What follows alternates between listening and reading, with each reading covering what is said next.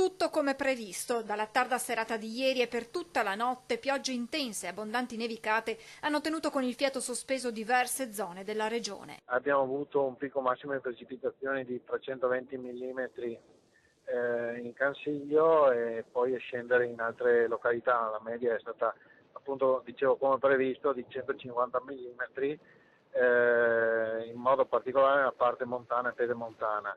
In montagna abbiamo registrato nevicate fino a 1 metro. L'assessore Bottaccin, come già detto alla vigilia, sottolinea che si tratta di un evento non paragonabile alla tempesta di fine ottobre, ma si contano comunque alcuni danni. Abbiamo registrato qualche albero caduto sulla sede stradale nella parte dolomitica, nella parte del Vicentino, abbiamo avuto qualche allagamento nel Feltrino, nella pedemontana trevigiana orientale e in qualche zona del Vicentino. Abbiamo avuto qualche piccolo smottamento, in modo particolare San Gregorio nelle Alpi Recoaro. Restando nell'Alto Vicentino, a Torre Belvicino, la caduta di grossi massi ha causato l'isolamento di una cinquantina di famiglie che vivono nella frazione di Enna e nelle contrade limitrofe. La strada è stata subito sgomberata dai massi, ma chiusa al transito per motivi di sicurezza.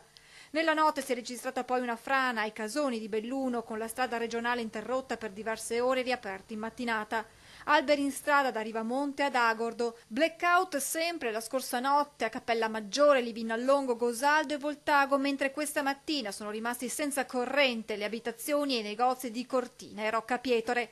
Rimane intanto a livello massimo il rischio valanghe, sono dunque vietate escursioni in montagna. Nella Marca Trevigiana il Piave torna a far paura. Questa mattina alle 7 è stato chiuso il bypass Bailey a Ponte della Priula in attesa della piena del fiume prevista in mattinata. La strada sarà riaperta dopo, dicevo, il passaggio del colmo di piena e dopo le apposite verifiche di ANAS. La piena è già passata a Busche, stando alle previsioni. ANAS dovrebbe provvedere alle verifiche del bypass nel pomeriggio per poi riaprire il Bailey al traffico, al momento deviato, con i conseguenti pesanti disagi alla circolazione aggravati da un incidente accaduto a metà mattina a Maserada.